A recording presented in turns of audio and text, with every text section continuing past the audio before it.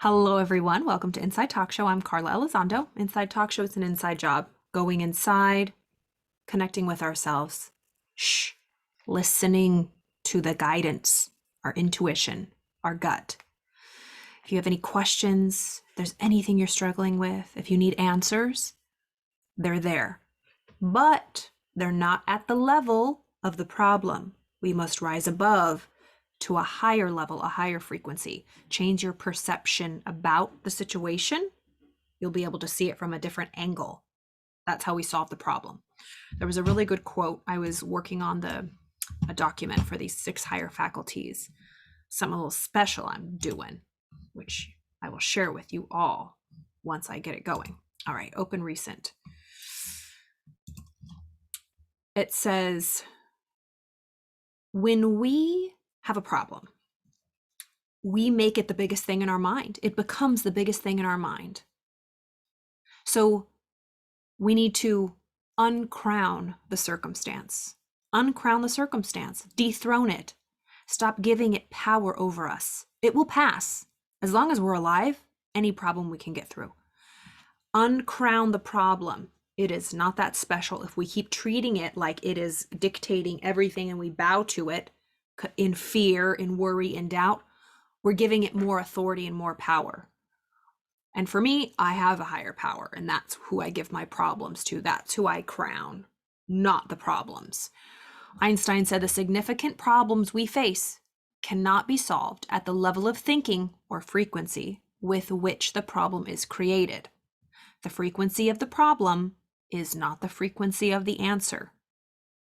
The frequency of the problem is not the same frequency as where the answer lies. The problem is at this lower level. The answer or the solution is at this level. Although this is happening in our life, close your eyes, get above it, look down with your inner eye at the problem, the eye of God. How would somebody else see this? Change our perspective, change our perception.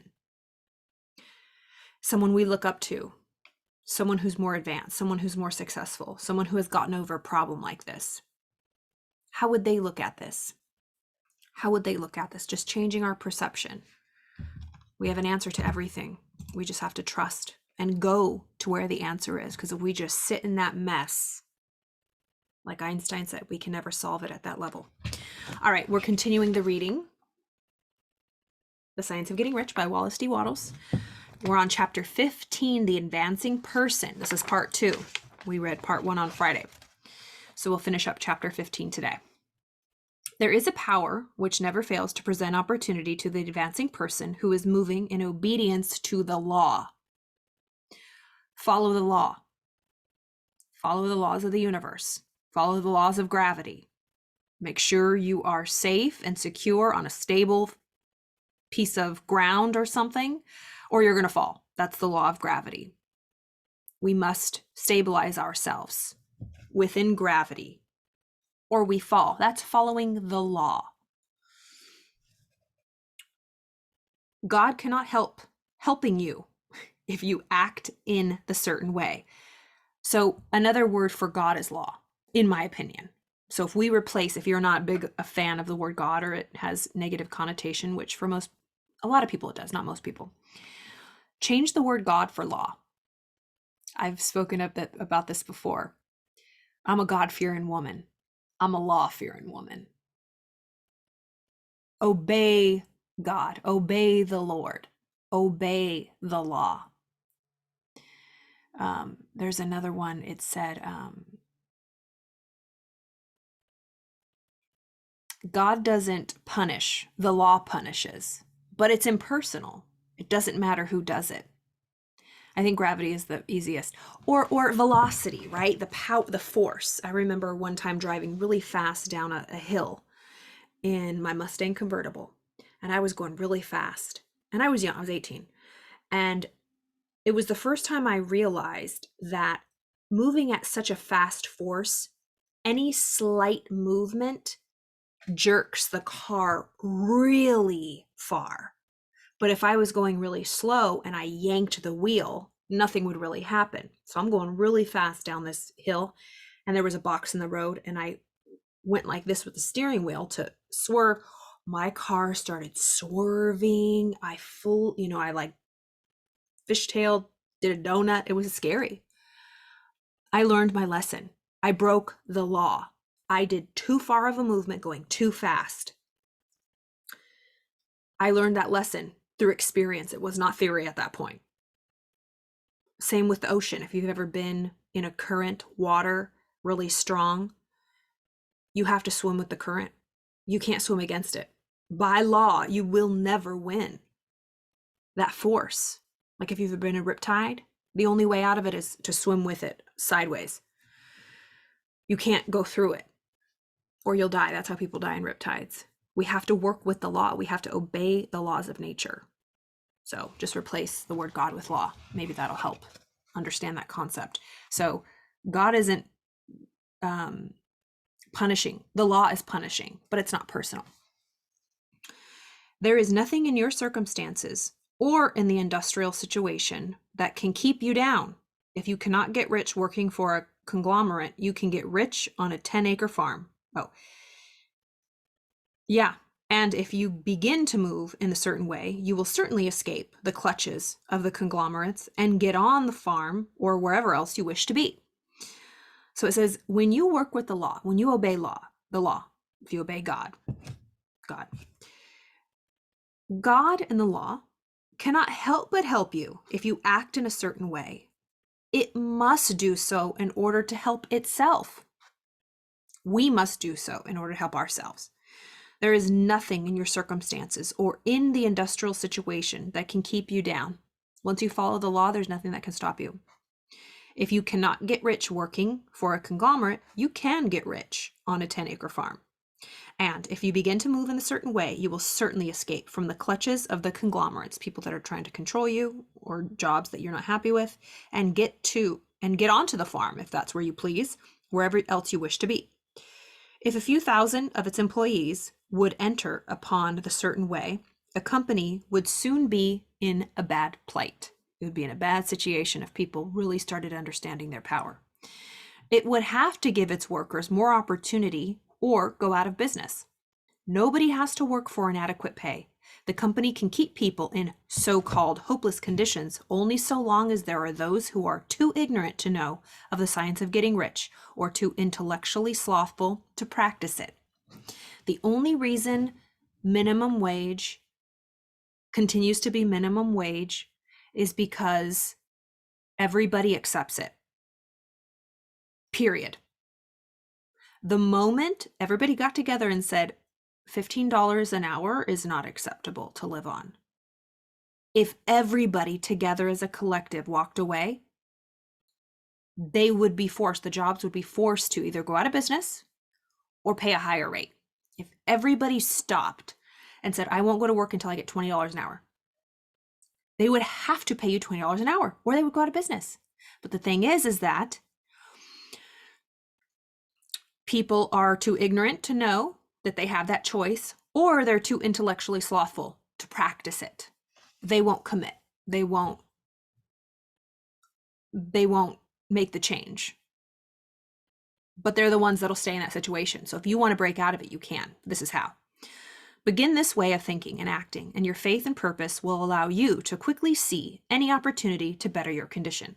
Such opportunities will speedily come because the supreme power working in everything and working for you will bring opportunities to you. Do not wait for an opportunity to be all that you want it to be. When an opportunity to be more than you are now is presented and you feel impelled toward it, take it. We've discussed this last week. You might not be exactly where you want to be. You might get a job that is not exactly where you thought you'd be. But if it advances you, take it and do your best at it. Then that will get you up to the higher level. But if you sit back and an opportunity, although it's not super perfect, comes your way and you're like, no, and you throw it aside, you're still stuck. And the job you want is ahead of you. You need those stepping stones. Let me rephrase that. You don't need it, but you will sit here until you're able to. It's just wasting time.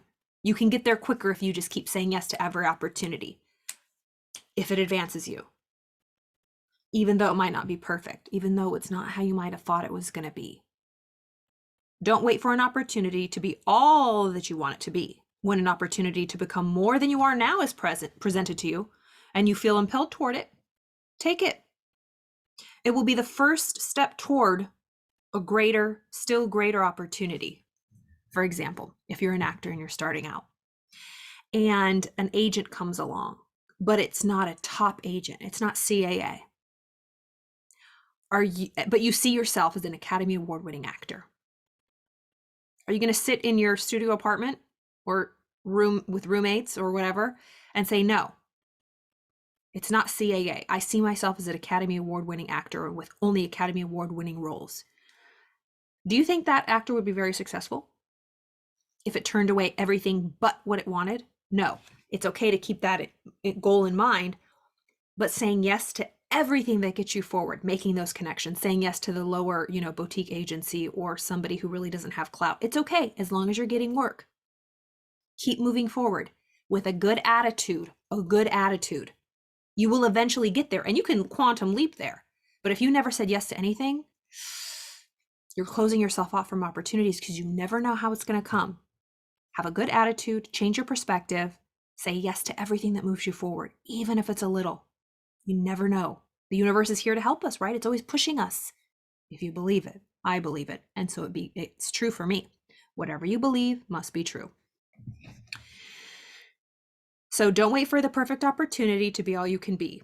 If an opportunity presents itself and it moves you forward, take it. It will be the first step toward a still greater opportunity. There's no end. There is no such thing possible in the universe as a lack of opportunities for a person who is living the advancing life. So there's no such possibility in this universe as a lack of opportunities for somebody who is living in this advanced way, the advancing person.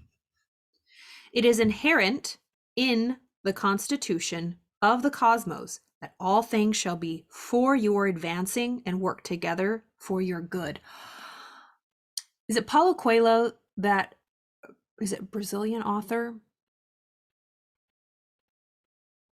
Once you commit to something and you have a dream and you truly believe you can have it, every part of life and the universe helps you in getting that. It helps you. Isn't that a good thought? That goes into Einstein's quote, you have to make a decision. Do you believe that you live in a hostile or a friendly universe? Do you believe that everything's against you or everything's for you? You can't serve two masters. You're either one way or another. Oh, I'm neutral. No, neutral's negative. You're going to get the default mode, which is negative, which is a hostile universe. So he ends this chapter with, it's inherent in the constitution of the cosmos that all things shall be for your advancing and work together for your good. Just believe that. Suspend all disbelief for the next 30 days. Believe that everything's working for you. Find the silver lining. Find the good in everything. Change your perspective, your perception, and your attitude. It says everything's working together for your good. And you must certainly get rich if you act and think in a certain way. So let wage-earning men and women study this book with great care and enter with confidence upon the course of action I prescribe. You will succeed. You will get rich. Love it. All right. That was today. Short and sweet. Just as a reminder today, is it Monday? Man, it's Monday. Let's change our perspective. Let's change our perception. That's one of the higher faculties, perception, our ability to change our points of view on any given situation. This is one activity that my mentor, Bob Proctor, says. If you're dealing with a situation, a problem you need a solution to, or you want an answer, you want to know which way to go, how to best solve this problem. Take a blank piece of paper, a pen, and a blank piece of paper, and write down the problem or your question. Write down the problem. If you have a question, you can write it. Write down the problem. Put the piece of paper on a table and stand up and look at the problem objectively. It's outside of you. All right. Well, for example, I said, I need to find a new roommate. I need to move. I'm unhappy here.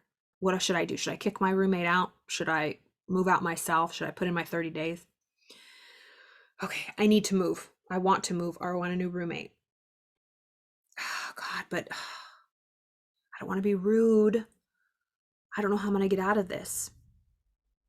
He says, if this starts coming up, all the objections, you just can't find a way out, you're stuck. Every way seems bad. You can't see a way out. He says, physically move around the table. Look at it from another way. Okay. Okay, now I'm on the other side of it. What would my best friend say? What would my mom say? What would Bob Proctor say? What would Jesus do? I mean, hello, we can take any perspective, try it on, and look at this problem. How would 80-year-old me look at this? Well, 80-year-old me would not really care. And I don't want to be around people who are rude. And maybe I'll write a letter. I'm going to put my 30 days in. And you'll get to you'll get to the solution. But you have to physically move around the table, having your problem in the middle, moving around, looking at it from different points of view. That's our power we have to change perspective, to change our perception of something. If something, the way you're seeing it, and remember, it's all relative. Our perception of things, how we understand and see things, is dictated by our paradigm, our programming, our habitual way of thinking. It dictates everything. So if we changed our mind about a certain situation or thing in life, it can change your whole life. That's why it's so important to study paradigms. Study what is running your life. Paradigms aren't bad. Bad ones are bad, right? I mean, they're negative paradigms, low vibe paradigms. They continue to get you low vibe results. Unhappy, depressed, anxious. It's a whole nother topic. But anyways, that was good. I hope you enjoyed that. If you have any questions, as always, message me. I would love to chat with you. Have a wonderful week. I'll see you guys all tomorrow.